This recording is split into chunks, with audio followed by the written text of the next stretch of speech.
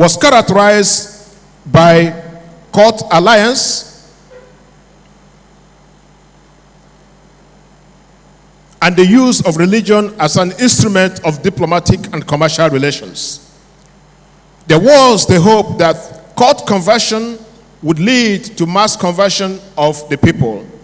They established contacts in the Canary Islands, Cape Verde Islands, along the Guinea coast, the Congo, Angola, Mozambique, and Kenya, and built prototypes of Lisbon and established churches and cathedrals in the islands of Cape Verde and Sao Tome. They built trading forts in the Gold Coast on the Atlantic Ocean and at Kilwa in the Indian Ocean.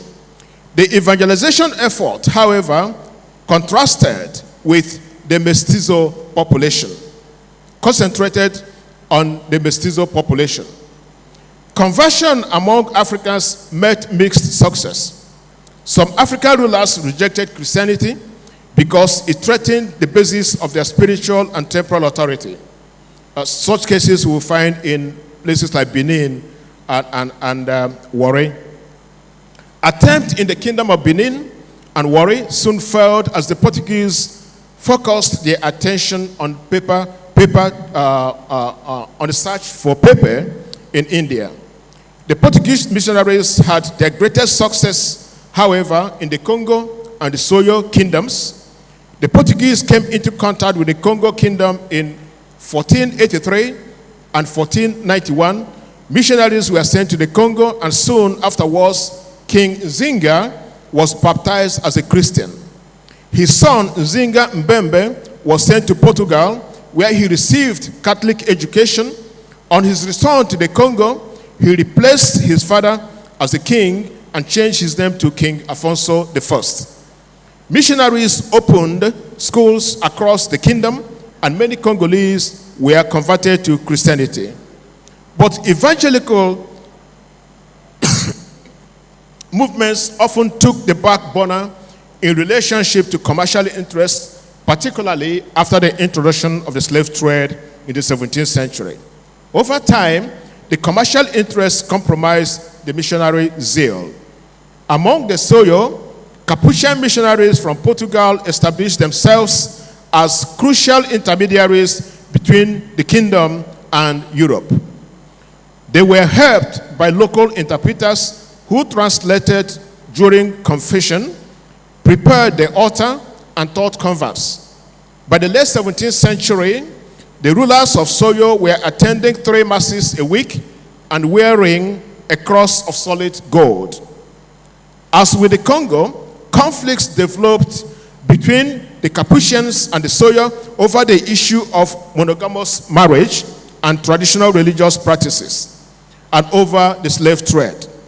The Capuchins did not want the Soyo to sell baptized slaves to the English or other Catholic traders or non-Catholic traders. They insisted that baptized slaves could only be sold to the Portuguese. As in the case of the Congo, the ambivalency of the missionary effort compromised the evangelical goal. The Portuguese missionaries' effort in inner Africa faced challenges from within and without. In Mashona land, Central Africa, missionaries were expelled for meddling into local politics and commerce. On the East African coast, missionaries first increased competition from Indians and Arabs and relentless conflicts with the indigenous groups of Madagascar, while Omani Empire re-established control over the northern sectors of the East African coast. Competition from other other European countries challenged Portuguese dominance of the lucrative trade in slaves, ivory, and other goods. Overall, the fleeting encounter with Christianity or Christian presence collapsed as the missionaries concentrated on enslaving prospective converts. Missionary revival and mass conversion had to wait the 19th century enterprise. Many factors contributed to the growth of missionaries in Africa in this period. But the most important historical factor were undoubtedly the abolition of the Atlantic slave trade and the evangelical revival in Europe. Spiritual awakening occurred in many English or European nations between the mid-18th century and the 19th century. The revival in Europe included an emphasis on the Bible, the conversion experience, and evangelism. A central image of the revivalist movement was a call on Christians to proselytize and spread the Christian message to all parts of the world, including Africa.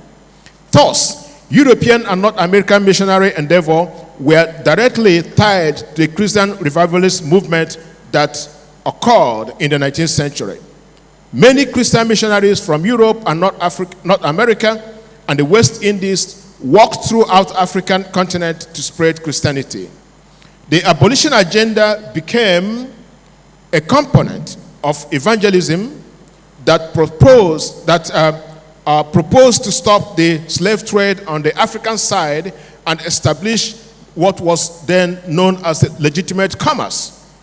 A network of philanthropists and religious groups pushed the abolition agenda within and without Europe. British philanthropists were concerned about the poor condition of liberated slaves. It was hoped that the missions to civilize could be achieved by introducing Christianity and commerce. But collision with the civilizing project diminished the spiritual vigor and missionary presence and turned it into what I would call cultural power encounter.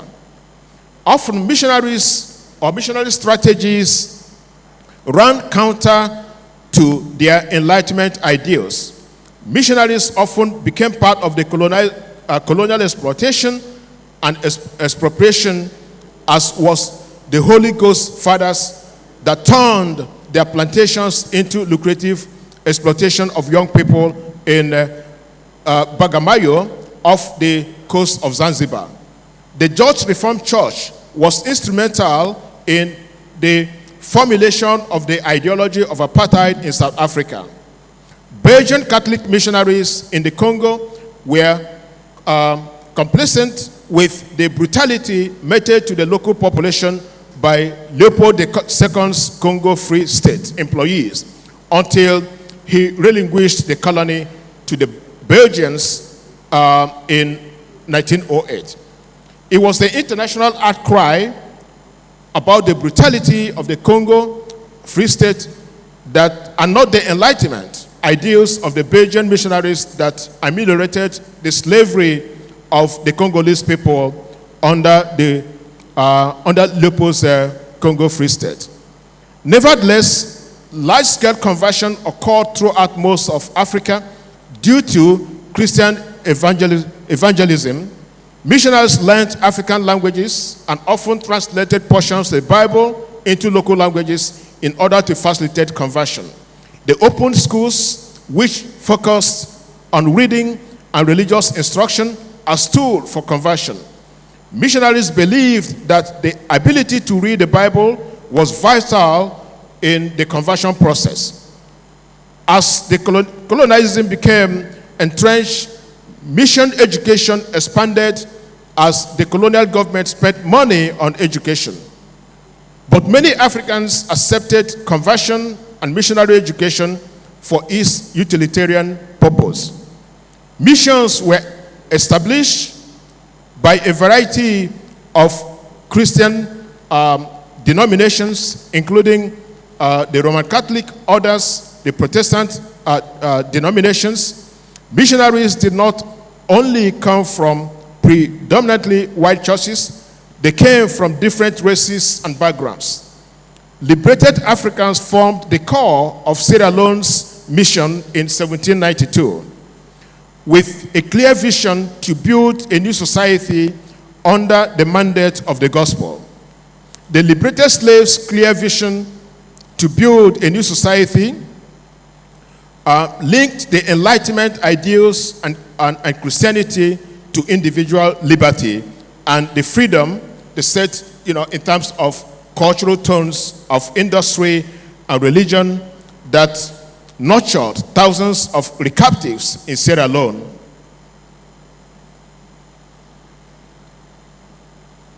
The liberated slaves also returned to places like Yoruba land and served as educators, interpreters, counselors to indigenous communities, negotiators with the new change agents, preachers, traders, and leaders of public opinions in many West African communities. Ajayi Crowther, who was made a bishop in 1864, signified their achievement. The founding of Liberia in 1822 by the American Colonization Society and the recruitment of African American missionaries marked a significant factor in missionary enterprise in Africa. The African Episcopal Methodist and National Baptist Convention, among other African American churches, quote, created a form of appropriation of the gospel that endured. European colonization in the 19th century complicated the process in a number of ways. Opportunity for education expanded, trade expanded, a new African elite emerged. The rapid expansion of Christianity in the 19th century also owed much to the support of colonial governments and the large number of missionary workers in Africa. Colonists and missionaries established a hegemonic relationship that used Christianity as a civilizing agent. Colonial rule provided a politically peaceful and supportive environment for the work of Christian missionaries, with a hope that Christianity would provide support for colonial rule as African converts see the value of colonial rule and change. Both of these European institutions were important in the process of identity formation, but many Africans lived what I will argue in a dual world in which the new structures combined the old forms of ideology with the African worldview. At the political and social levels, the new emerging African clergy and the local bureaucrats constituted a threat to the traditional elite, whose power diminished as a result of the transformation of African societies.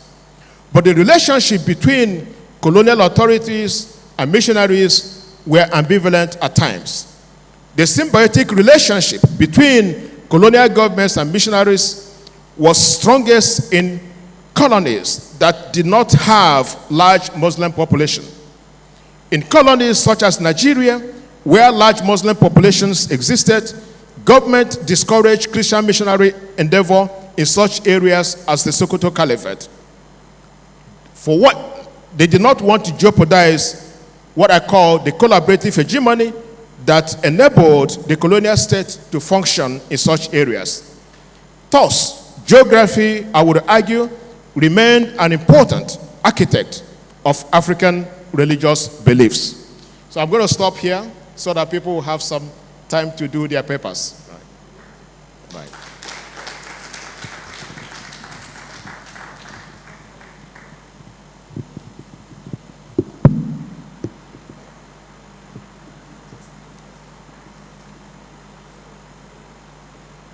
So I'm going to have any questions?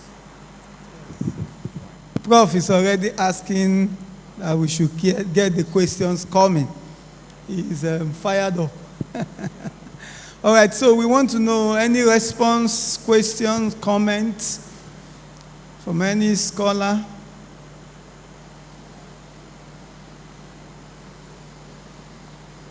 Am I seeing any hand up? Okay, I'm seeing one hand there. All right, you can come.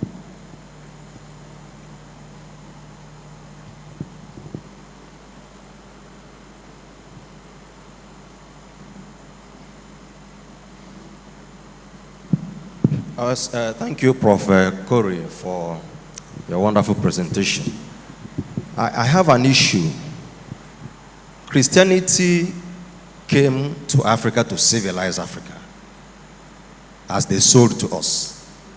Now, my problem is that Christianity seemed to have been able to civilize or develop Europe. But in Africa, it seems that the brand of Christianity we have is not able to lift us from the backward state in which they made us to the developed state that we are supposed to get to. What is responsible for this? I don't know if you get my question, sir. Can you repeat the question? Christianity came to us to civilize us. And many years after we accepted Christianity, and with the number, the statistics that Professor Adogame gave to us yesterday, and the one that you gave to us today, it means that Christianity has really gone haywire in Africa. Why is it that magical effect of development that Christianity had in Europe and in Americas, we have not seen it here? What is still responsible for our backwardness, irrespective of the good things that Christianity does to society where it comes? Why are we still backward, even with the presence of Christianity?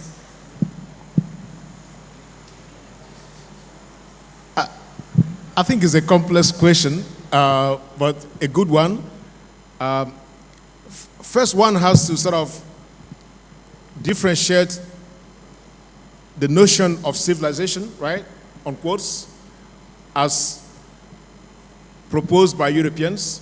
That notion of civilization, I think, deals more with, people's identities and transformations, changes in worldview, which in a way one can see as an important element in terms of other forms of development. But there's also a sort of a different kind of civilization that is perhaps linked to development. If you put the case of America and others, right? So development in that case is different from the notion which Europeans had in mind in terms of their goals and objectives of civilizing Africans. So the notion of mission to civilize, for example, were in areas such as conversion to Christianity. Now, what is the direct relationship between conversion to Christianity and other forms of advancement, right? Those didn't go hand in hand with each other, right? Because if you look at the colonial period, and I talked about this collaboration between imperial forces, missionaries, traders, but the overall objective of their presence in Africa was not to advance really African development. Otherwise, a lot of the sources and resources that were extracted into, right, the West were not meant to develop here. So well into the 1940s, except in South Africa where you had a mineral revolution, the political economy of African or societies was not geared to one in which they can become competitive economically with the West, right? So one can go back to what, Gunther Frank's theory Gunther Frank's theory, which was for most of Latin America.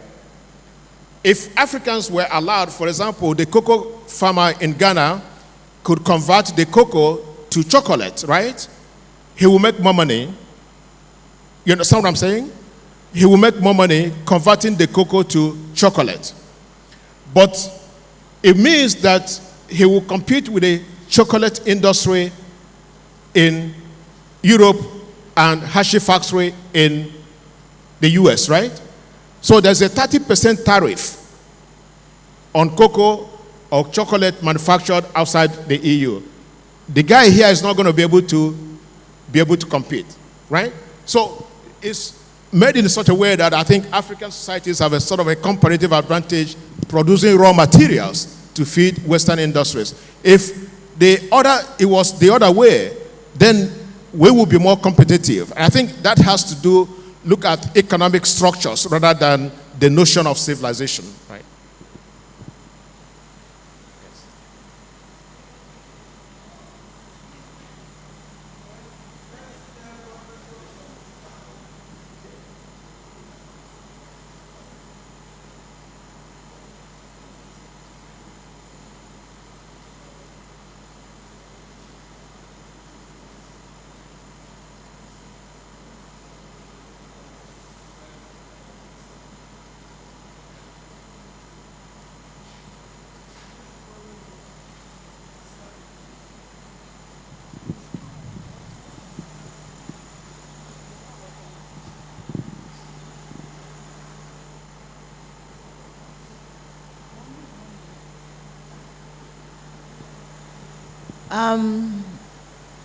Sorry, I came in a bit towards the end of Professor Korieh's presentation, which I really want to listen to because it's very good in periodization work.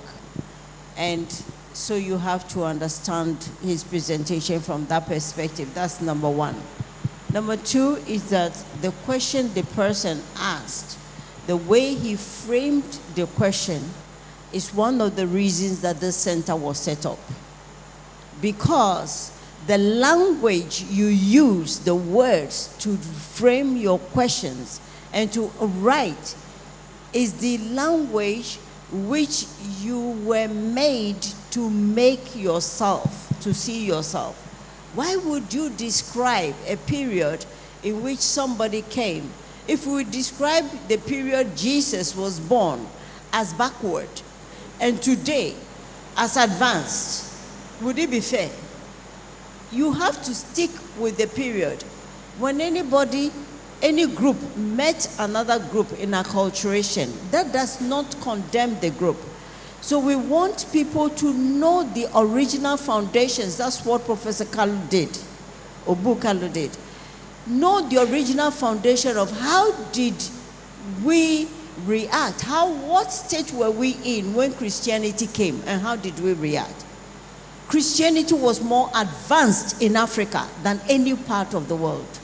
It's in the scriptures everywhere. So who came to who? And who came to make who Christian in the first place? When people were talking in Ethiopia and Sudan, where were Nubia? Where was Europe? I mean, Henry V and everything, they were barbarians. So today, we want people to know the history. Please research before you start talking. They came to make us civilized, and now we are not civilized. We have not advanced. Professor Korieh is explaining the economic positions they imposed on people. They trained people to be clerks to help them. They did not train anybody to advance national wealth or anything. They cut down the trade and the monies, and they took the percentage away. They gave you nothing, and they are still doing it today. So that if you are not being able to pay salaries, you would steal the rest of the money. And so that's what's going on. Please, we need to research before we write our papers. And we need a next generation of people who will do sound research.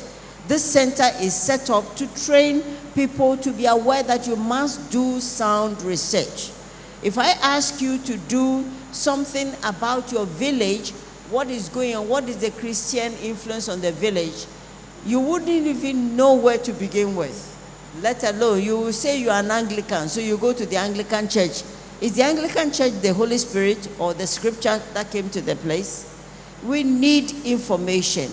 Please have the information to frame the questions, like he said, in economic terms or something. What was our economy like when Christianity came? What impact is it now that we are there? It would have been more fair to us and to yourself. Now condemn yourself to be uncivilized when Christianity came, and now you are being civilized, advanced. You see, that's why I retired from education, because I always go full front attack. I'm interested in language. Use the correct language to frame your questions so that it will make an impact. Thank you.